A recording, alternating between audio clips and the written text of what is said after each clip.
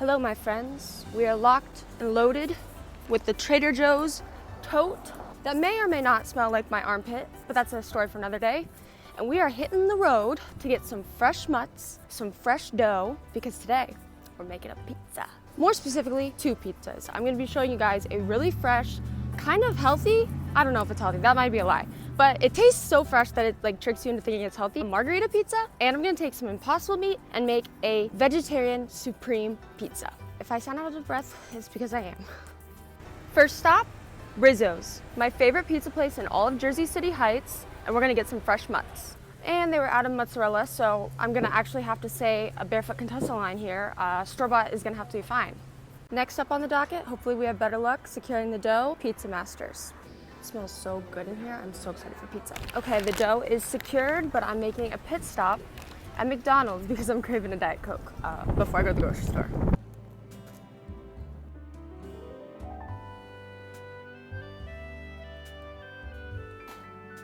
I feel like a hunter-gatherer, returning home with my splendors and destroying my shoulder in the process. Now, the key to a good pizza all starts with the sauce, which we're gonna start making right now because it takes about an hour or so to simmer. I've already taken a yellow onion and chopped it into quarters. And now I'm doing the painstaking task of grating garlic. And yes, I have literally almost sliced off a finger doing this before and had a really annoying cut that was there for like weeks, but I promise you it's worth it. This is the best pizza sauce you will ever have. That's a very bold claim. Maybe not ever have, but it's definitely better than like the jarred Prego marinara or pizza sauce that you get at the store. And the true star of this sauce are San Maranzo tomatoes. Not San Maranzo style, San Maranzo from Italy.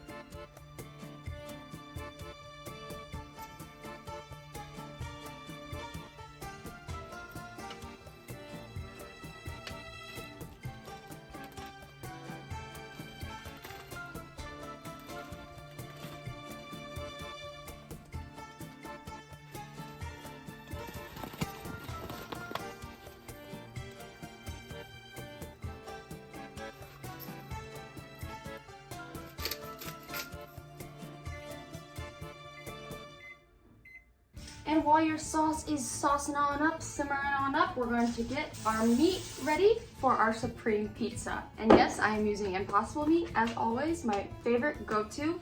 Sometimes I'll switch it up and use sausage, but they only had beef at the grocery store, so that's what we're using today. I have a special way of making beef. I have a special way of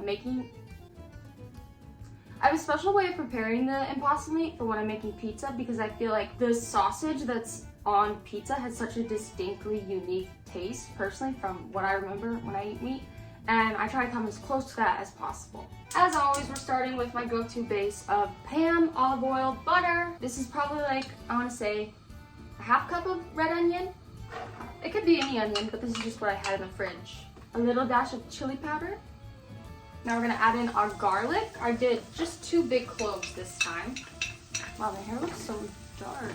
She needs the sun, girl. Then we're gonna go ahead and put in our meat. A dash of red wine.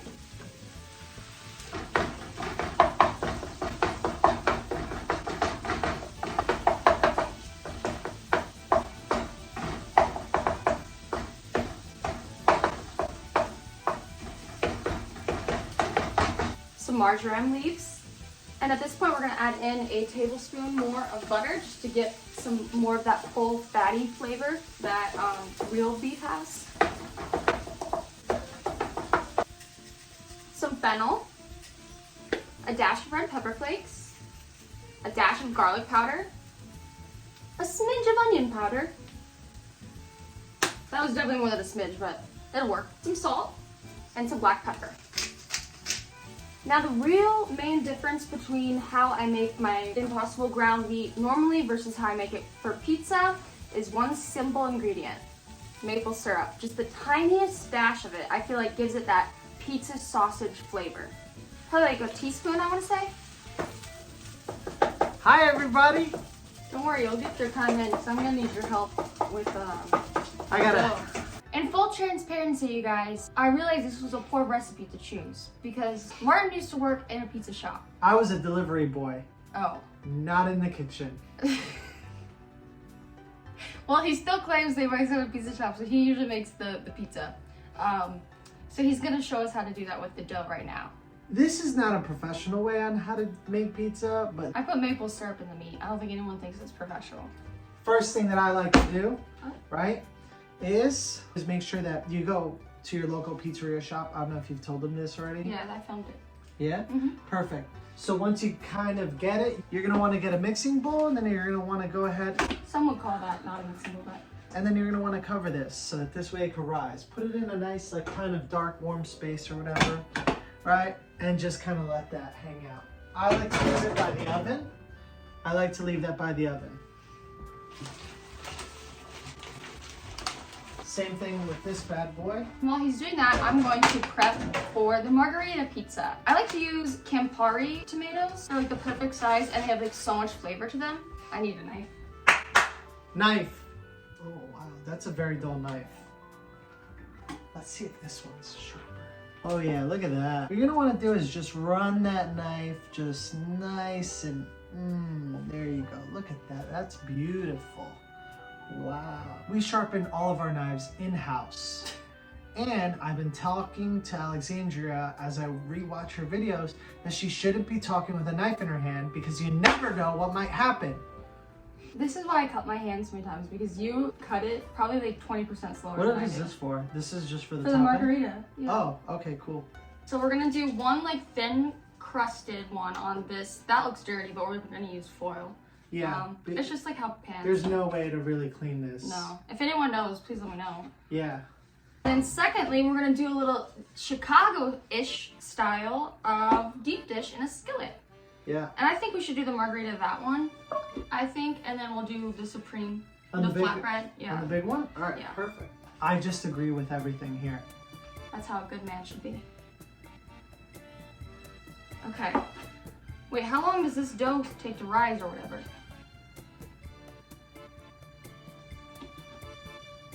I think that's enough tomatoes. That's a great amount of tomatoes, especially if it's going into the small one. Well, we can always eat some. Perfect. Is it dough ready? Yeah.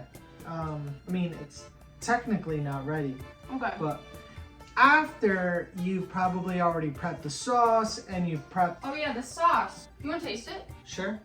Now, in a pizza sauce, we're looking for a good marinara, you know? Look at this.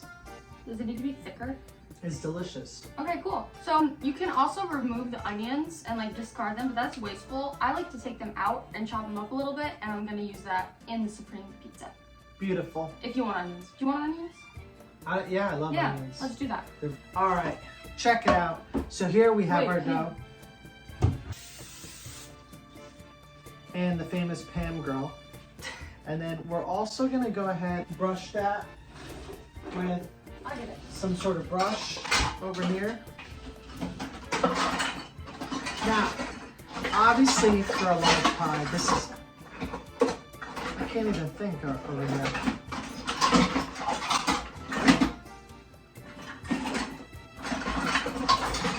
Anyways. Oh, it's over here. It's okay, don't worry about it. So, if you don't have one of those things that go around, you just go ahead, get a little napkin, you can kind of brush it just like that. You really want to get that oil in those corners. I like it so that the crust kind of goes against the whole pan itself. I love a pizza in a skillet. There's just something about the size of it that turns out perfect. We're gonna go ahead and throw this onto the fire for a little bit. I don't remember this part. This is new. Maybe I just wasn't paying attention. The ladder. We're looking over here. Perfect. So we're gonna go ahead and take that off the heat. And you see how it's cooking in the middle? That's when we know we did a good job.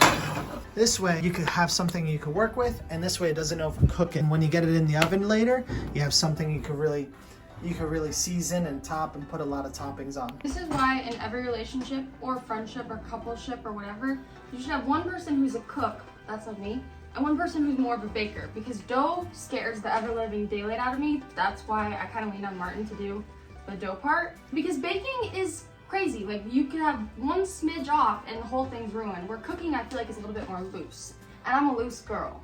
That sounds bad, but you know what I mean. So when you go to make a stuffed crust pizza, right, that's when you kind of really leave this extra part on the sides, and you could just fold that in and just start throwing the cheese in right now.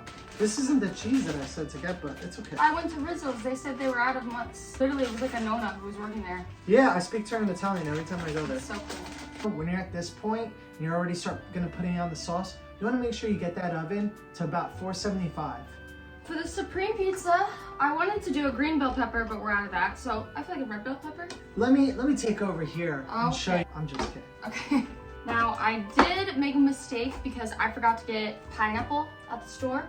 And me and Martin are both big pineapple on pizza people. That's a hill I will die on. Okay, and then I want to do olives. Is that cool? Yeah. Do those look good or bad? Are those bad? They look kind of nasty to me. Okay, yeah, let's just throw it out. Fuck the olives, okay? I can run and go grab olives. You wanna go get olives? No, I don't want to go get olives, but I'll run and grab olives. One of the great things about living in a metro area is you can send your boyfriend to go get things. I'll show him how I tell you how to open up a can. He did not teach me how to open up a can. I like to start with a base of lightly drizzled olive oil over the dough of the pizza, and a little bit of salt and a little bit of pepper. And then we're gonna spoon over some of the sauce. And I like it chunky. If you prefer a more smooth sauce, you could totally use a food processor, which I don't have, but you can also use or an immersion blender. What's it called? Yeah, the thing that everyone has on TikTok. And then doil it on up. Again, he worked at a pizza shop, so that's why he's mansplaining. So you're not gonna like kind of just like smear. You're just. Which is you're exactly. actually gonna like. So you're gonna want to like actually get it in there and all in the center, or just like in certain spots. Did that make enough sauce? Yeah, it'll be fine. We'll be good. Also, too saucy pizza isn't that good either. Yeah, I like a true New York style, which is thinner on the sauce. Pause. That's not yet. It goes. I'm sorry. A very good like quintessential part that you're gonna want to like. Oh, the seasoning. Yeah, seasonings on your sauce. And yeah, the sauce is seasoned, but you still want to season. Never stop seasoning. Cheese? Yeah. Oh, I got two types. I got regular mozzarella, and I just got like. We always do the blend, and then we do the. So we do. Hold on. We actually go. What we've done in the past is regular mozzarella throughout, and then kind of tapering it with the Italian cheese style in between. Just go ahead. Use your hands. Come on, use those Lego hands. Everyone's gonna hate me after this video, but you know That's what? right, I'll add up Yo, that knife is scaring me right there. Alright.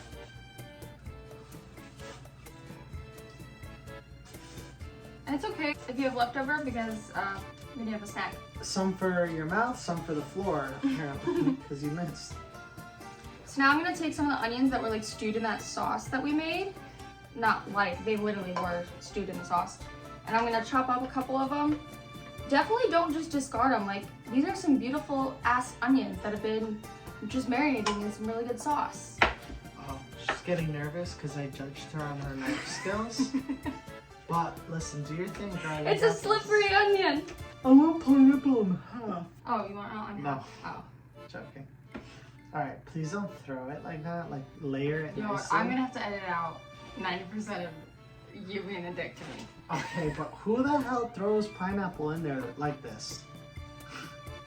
You saw that. Look, replay the tapes. She's just like... Do you want to do banana peppers on it or no? Absolutely. I actually love banana peppers. Yeah, me too. Go ahead, let's throw this bad I'm boy gonna in. pop this. All How right? long are we doing this for? I forget. It's been a while since we made pizza. How long? We normally throw it in until it's cooked. I can't say that. So we're gonna put this in for like about 10 minutes and then check it. just keep checking. Okay, let me say it. So we're gonna pop that bad boy in for about 10 minutes and check it after that, just periodically, because pizzas, you never know, and you never know, it depends on the size of your onion. Wow, my brain is fried. The size of your oven. Next up we have our margarita. Wait, where's the dough? Right here. Boom. This is what the bottom of the pizza looks like after you kind of like flashed it on the grill. A little bit of oil, a little bit of salt. Oh, that was a lot of salt. You heard that? Yeah, that was my bad. It's alright. I'm gonna layer on those Campari tomatoes. Now we're gonna put on that fresh store-bought mozzarella. We forgot the sauce. You just layer it. And we're gonna layer on those big old basil leaves. Look at that bad boy. First pizza, locked and loaded. I wish you guys could smell this. I'm so excited. Cheers. Cheers. And now we have my personal favorite type of pizza is a margarita pizza. Mmm. Good? You know, sometimes the simpler the pizza, the better. Okay, I'm gonna go literally take a bath and literally have a slice of pizza in the bath. Don't judge. But I hope you guys enjoyed this video, and I will see you guys in the next one, and I'll catch you on the flip side.